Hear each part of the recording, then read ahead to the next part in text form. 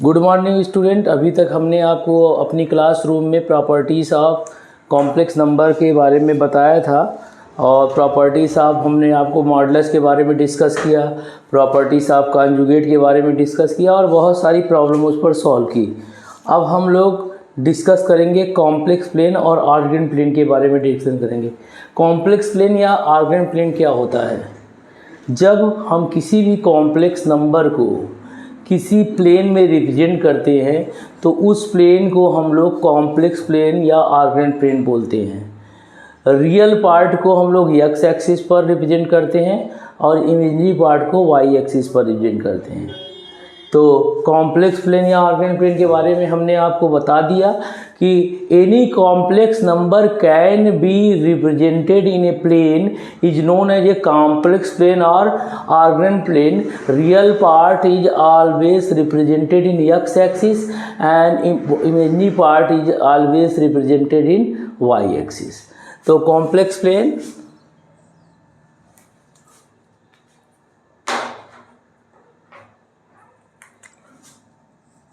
Complex plane और Argand plane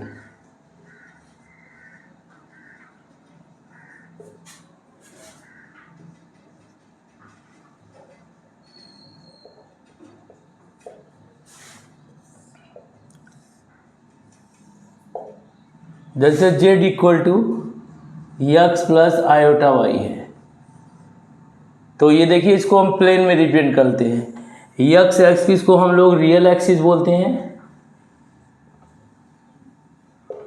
और Y axis को इमेजिनरी एक्सिस बोलते हैं।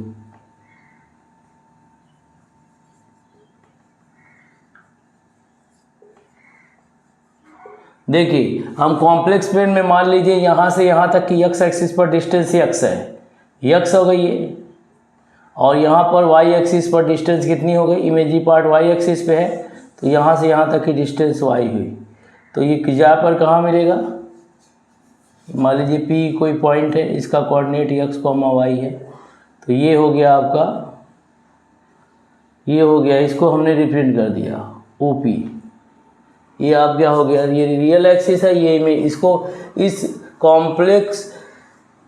कॉम्प्लेक्स है ना, ये कॉम्प्लेक्स नंबर को हमने किस पे, कॉम्प्लेक्स प्लेन पे रिप्रेजेंट कर दिया। ये एक्स है, ये वाई है, तो इसका कोऑर्डिनेट कितना हो गया, एक्स कॉमा वाई हो गया। इस एक्सिस को हम रियल एक्सिस बोलते हैं और इस एक्सिस को इमेजिनरी एक्सिस बोलते हैं। जैसे हमको रिप्रेजेंट करना है z इक्वल टू 2 + 3 आयोटा, तो कैसे रिप्रेजेंट करेंगे? ये देखिए इधर ये रियल एक्सिस है, ये इमेजिनरी एक्सिस है, तो 1 2, तो ये 2 हो गया, ये यहाँ से यहाँ तक 2 हो गया, ठीक है। अब यहाँ पर देखिए 1 2 3, तो इमेजिनरी एक्सिस यहाँ रिप्रेजेंट होगा, तो इसका कोऑर्डिनेट यहाँ का ये ओरिजिन है, ये P है, तो ये आपका आ गया कोऑर्डिनेट इसका 2, 3। इसको हमने कॉम्प्लेक्स प्लेन पर रिप्रेजेंट कर दिया। अगर इसके हम बीच की डिस्टेंस करें तो इसकी डिस्टेंस क्या होगी, OP की डिस्टेंस क्या होगी, OP डिस्टेंस फार्मूला से क्या होगा, √, ये इसका कोऑर्डिनेट 0 0 होगा, x - 0 का होल स्क्वायर प्लस y - 0 का होल स्क्वायर, तो कितना आ जाएगा, ये आ जाएगा √x² plus y square equal to कितना हो गया, mod z हो गया। ये mod z हो गया, इसका मतलब ये distance from O to P, distance from O to P ये किसके बराबर हो गया, मॉडुलस z के बराबर हो गया। और इसका मतलब अगर हम इसका भी डिस्टेंस निकालें तो इसका भी मॉड z कितना आएगा, √O to P, इसकी भी डिस्टेंस कितनी आएगी, 2 का स्क्वायर प्लस 3 का स्क्वायर, तो ये कितना आ जाएगा, ये आ जाएगा 4 + 9 दिस इक्वल टू 13। ये भी distance from O to, note down बेटा।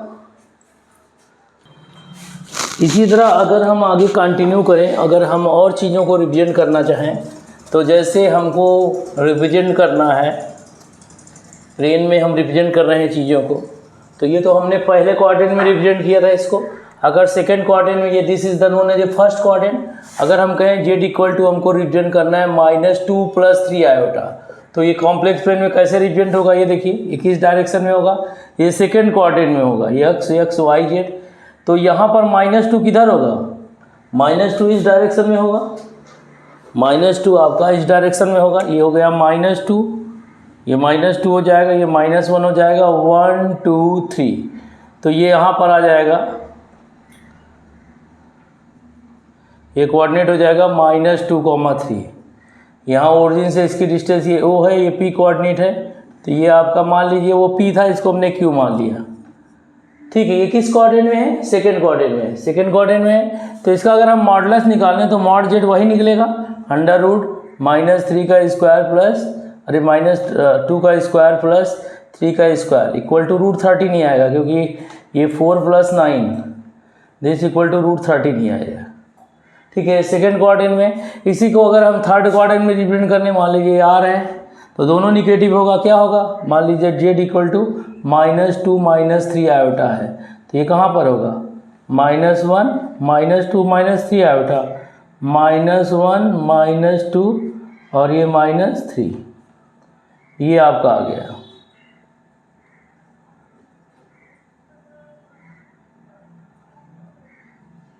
यहाँ देखिए, ये आ गया -2, ये आपका हो गया, ये R हो गया, ये कितना हो गया, ये -2 और -3 हो गया। इसका मॉडुलस Z ये O है, ये हमारी x डैश है, ये y डैश है, ये रियल एक्सिस है, रियल एक्सिस, ये इमेजिनरी एक्सिस, ये वाली इमेजिनरी एक्सिस है।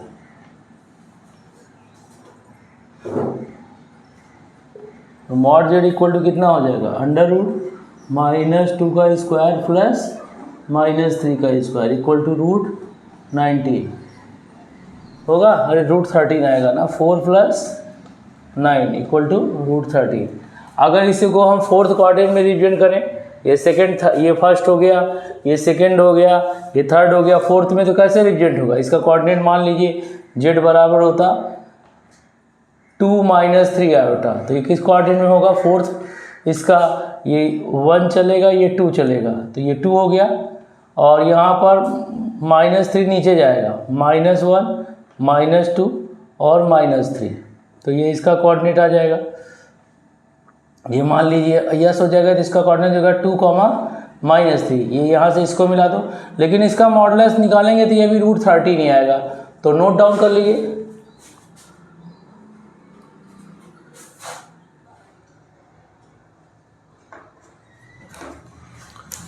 अब हम लोग डिस्कस करेंगे polar representation of a complex number. Polar representation of a complex number, polar form भी बोलते हैं, polar representation of a complex number.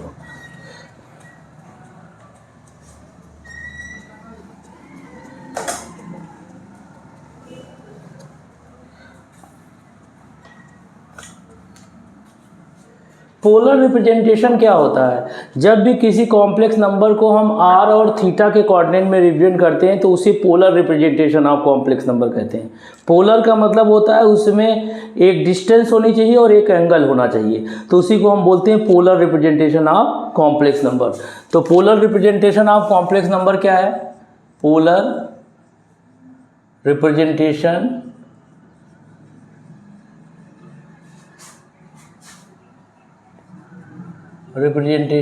Of complex number. Polar representation हम कर रहे हैं कॉम्प्लेक्स नंबर का।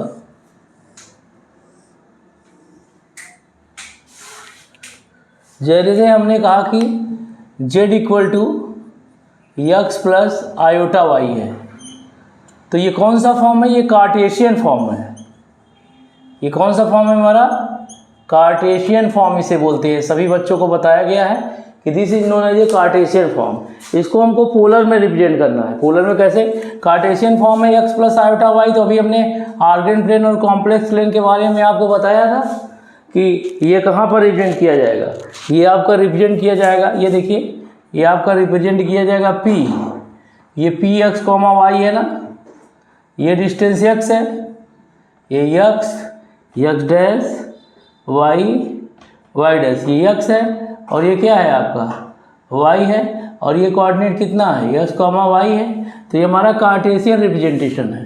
ये कौन सा रिप्रेजेंटेशन है, ये हमारा कार्टेशियन रिप्रेजेंटेशन है, ये आपका कार्टेशियन रिप्रेजेंटेशन है, ये ओ है, जेड बराबर। अब इसको अगर पोलर फॉर्म में रिप्रेजेंट करना है तो कैसे रिप्रेजेंट करेंगे?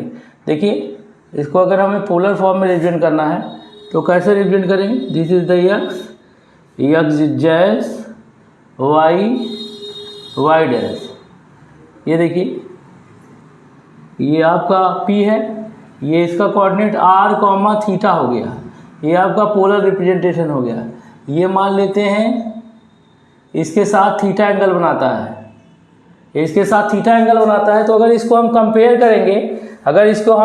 करेंगे, तो आपको बताया गया कि अगर हमने इसको कंपेयर करने की कोशिश की तो ये r थीटा कोऑर्डिनेट है, ये डिस्टेंस x है, तो ये भी डिस्टेंस x होगी, x डिस्टेंस होगी। तो x बराबर कितना होगा? मान लीजिए ये O है, ये P है और ये R है। तो अगर हम लोग OR निकालेंगे तो क्या आएगा? OR बराबर, चूँकि OR डिस्टेंस x के बराबर है, ये x है ना, अगर कंपेयर करें तो ये x है और ये कितना है? ये y है, बोलिए y है, और ये एंगल थीटा, ये पोलर रिप्रेजेंटेशन है। तो OR बराबर क्या होगा? अगर हम साइन थीटा की बात करें तो साइन थीटा बराबर क्या होता है? Perpendicular upon hypotenuse. परपेंडिकुलर का मतलब कितना हो गया? PR upon OP। PR upon कितना हो जाएगा? OP। और PR किसके बराबर? x बाई r हो गया। तो इसका मतलब x बराबर कितना आ गया? r साइन थीटा हो गया। इसी तरह अगर हम cos थीटा की बात करें तो cos थीटा बराबर कितना हो जाएगा? बेस कितना है? OR upon hypotenuse. तो OR अपॉन कितना हो जाएगा? OP। OR कितना है? OR कितना है? यहाँ पर हमने गलत लिख दिया, यहाँ पर हो जाएगा y। तो y, ये y बराबर r साइन थीटा होगा। तो x बराबर कितना हो जाएगा? OR upon OP। OR upon कितना हो जाएगा? OP। तो कितना हो जाएगा? x अपॉन कितना हो जाएगा? वो हमने जल्दीबाजी में लिख दिया था, x अपॉन r। तो x बराबर कितना हो जाएगा? r cos theta. तो इसका पोलर, ये कार्टेशियन फॉर्म था, तो इसका पोलर फॉर्म क्या निकल के आया? इसका देखिए पोलर फॉर्म में रिप्रेजेंट करने के लिए x के स्थान पर क्या होगा? r cos theta. ये कौन सा फॉर्म? x बराबर r cos थीटा और y बराबर कितना आएगा? r sin theta. r sin theta होगा। तो पोलर फॉर्म क्या होगा? z बराबर r बाहर ले लीजिए, cos theta plus iota sin theta. ये आपका पोलर फॉर्म है। और थीटा किसके बराबर होगा? देखिए थीटा, ये मान लीजिए पहली इक्वेशन है, ये दूसरी इक्वेशन है, ये पहली इक्वेशन है और ये दूसरी इक्वेशन है। तो देखिए थीटा किसके बराबर होगा? अगर हम पहली इक्वेशन को इक्वेशन 1, ये कौन सा फॉर्म हो गया? ये हमारा पोलर फॉर्म हो गया। This is known as a polar form. Polar form. अब और थीटा कैसे निकालेंगे? और r कैसे निकालेंगे? देखिए r कैसे निकालेंगे, जगह कम है इसलिए यहाँ निकाल दें। r कैसे निकालेंगे?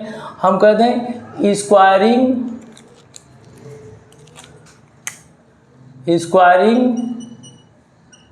And adding first and second equation. अगर स्क्वायरिंग और एडिंग करते हैं तो कितना आ जाएगा? यहाँ से आ जाएगा x square plus y square equal to r square cos square theta plus r square sine square theta. कितना आ जाएगा? r स्क्वायर, ये कितना हो जाएगा? Cos square theta plus sine square theta. तो कितना आ जाएगा? ये आ जाएगा x square plus y square, ये 1 के बराबर हो गया। x square plus y square बराबर r square, this equal to r बराबर under root x square plus y square, और दिस इक्वल टू ये मॉड जेड के बराबर है। किसके बराबर है? मॉड जेड के बराबर है। और यहीं पर अगर एक चीज़ और हम देखें कि अगर हम first equation is divided by second equation कर दें तो ये आ जाएगा r sine theta upon r cos theta equal to कितना आ जाएगा? y by x. ये देखिए r से r कर दोगे, इसका मतलब टेन थीटा बराबर कितना हो गया? टेन थीटा बराबर y बाई एक्स हो गया। तो थीटा बराबर कितना हो गया? टेन इनवर्स y वर्ग। ये पोलर रिप्रेजेंटेशन कब है? जब पॉइंट किस कोऑर्डिनेट में हो? फर्स्ट कोऑर्डिनेट में हो। किस में हो? फर्स्ट कोऑर्डिनेट में हो। ठीक है, तो आपको समझ में कि r बराबर क्या होगा? r मॉडुलस जेड के बराबर होगा। और थीटा किसके बराबर होगा? Tan inverse y by x के बराबर होगा। इसको आप नोट डाउन कर लीजिए, क्योंकि स्पेस की ज़रूरत है, फिर इसे साफ करेंगे तो फिर और बताएंगे। ऑन करो, ऑन करो, हो गया। आप देखिए ध्यान से इधर देखिए, अभी हमने आपको 4 क्वाड्रेंट के बारे में बताया था। देखिए, चाहे हम फर्स्ट क्वाड्रेंट में मॉडुलस निकालें, चाहे सेकंड क्वाड्रेंट में मॉडुलस निकालें, चाहे थर्ड क्वाड्रेंट में मॉडुलस निकालें, चाहे फोर्थ क्वाड्रेंट में, सबकी वैल्यू एकदम सेम आएगी। क्या आएगी? सिर्फ लेकिन जो उसके आर्गूमेंट होंगे या एम्पलीट्यूड होंगे, आर्गूमेंट को, थीटा को हम लोग आर्गूमेंट या एम्पलीट्यूड भी बोलते हैं, वो अलग अलग होंगे। वो क्या होंगे? अलग अलग होंगे। क्या होंगे? वो अलग अलग होंगे। फर्स्ट क्वाड्रेंट में आर्गूमेंट अलग होगा, सेकंड क्वाड्रेंट में अलग होगा, और थर्ड क्वाड्रेंट में अलग होगा, और फोर्थ क्वाड्रेंट में अलग होगा। और यहाँ पर हम लोग प्रिंसिपल आर्गूमेंट की बात करते हैं। किसकी बात करते हैं? प्रिंसिपल आर्गूमेंट की बात करते हैं। प्रिंसिपल आर्गूमेंट हमेशा -π से +π के बीच में लाई करता है। किसके बीच में लाई करता है? -π से +π के बीच में लाई करता है। तो फिर से हम एक बार बता देना चाहते हैं कि यहाँ पर जो मॉडुलस होता है, आर होता है, वो हर क्वाड्रेंट में इक्वल होता है, सेम आएगा। अगर क्वाड्रेंट माइनस प्लस से कोई फ़र्क नहीं पड़ता, लेकिन जो उसके आर्गूमेंट होते हैं वो हर क्वाड्रेंट में चेंज होते हैं।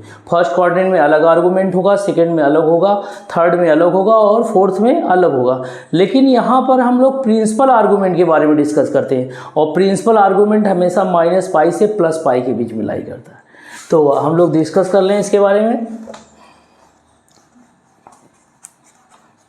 थीटा को ही आर्गूमेंट कहा जाता है। आर्गूमेंट जो थीटा है उसी को हम लोग आर्गूमेंट या एम्पलीट्यूड बोलते हैं। थीटा को क्या बोलते हैं? थीटा को ही आर्गूमेंट या एम्पलीट्यूड बोलते हैं। जो थीटा है, थीटा के ही आर्गूमेंट या एम्पलीट्यूड कहा जाता है। तो आप देखिए यहाँ पर, देखिए ये आपका, जब हम लोगों ने फर्स्ट क्वाड्रेंट के बारे में बात किया था, x डैश y डैश, और हमने बोला था कि हमने बताया कि जो आर्गूमेंट होता है थीटा को हम लोग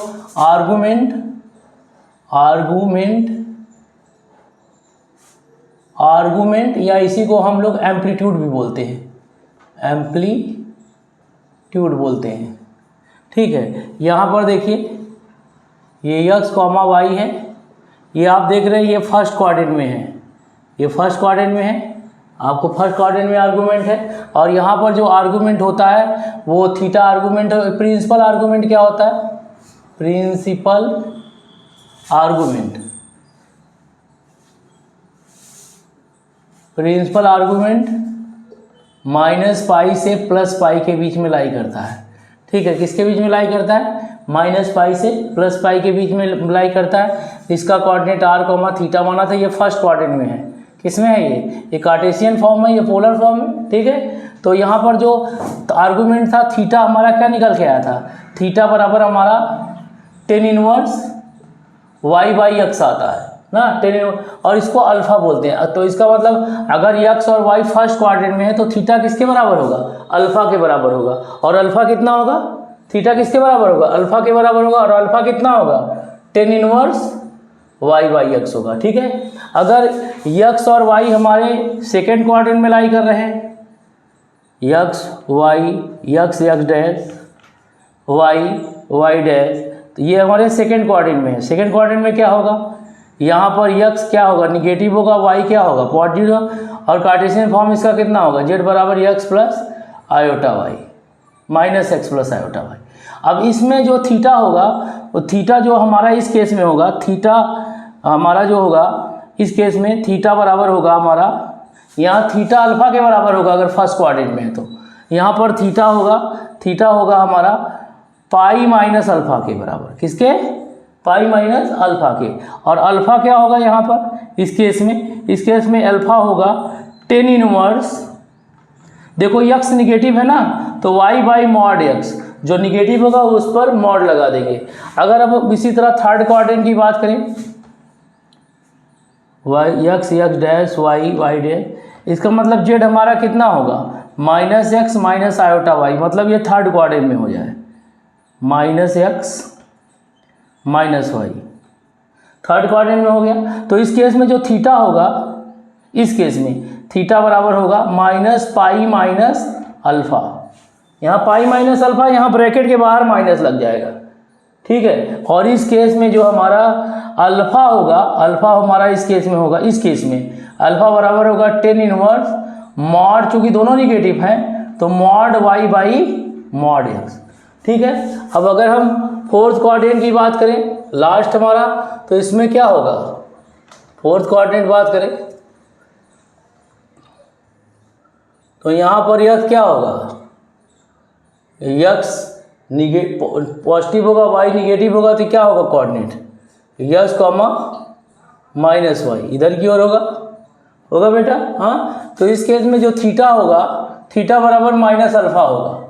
थीटा क्या होगा इस केस में, माइनस अल्फा, और अल्फा बराबर क्या होगा, टेन इनवर्स, चूँकि वाई निगेटिव है तो मॉड वाई बाई एक्स होगा। नोट डाउन कर लीजिए सर, फिर इस पर सिर्फ प्रॉब्लम करेंगे। तो यहाँ पर सिर्फ हम प्रिंसिपल आर्गूमेंट के बारे में डिस्कस करते हैं, ठीक है। Principal argument is always lies between -π to +π। ये फर्स्ट क्वाड्रेंट के लिए है फिगर, ये सेकंड क्वाड्रेंट के लिए है, ये थर्ड के लिए है, और ये कोऑर्डिनेट बताइए किस तरह होगा, नोट डाउन करिए, अब सवाल ही करेंगे। ये हमने आपको प्रिंसिपल आर्गूमेंट के बारे में डिस्कस किया, फर्स्ट क्वाड्रेंट में आर्गूमेंट क्या होता है, सेकंड में क्या होता है, थर्ड में क्या होता है, फोर्थ में क्या होता है, इसके बारे में हमने आपको सब कुछ बता दिया।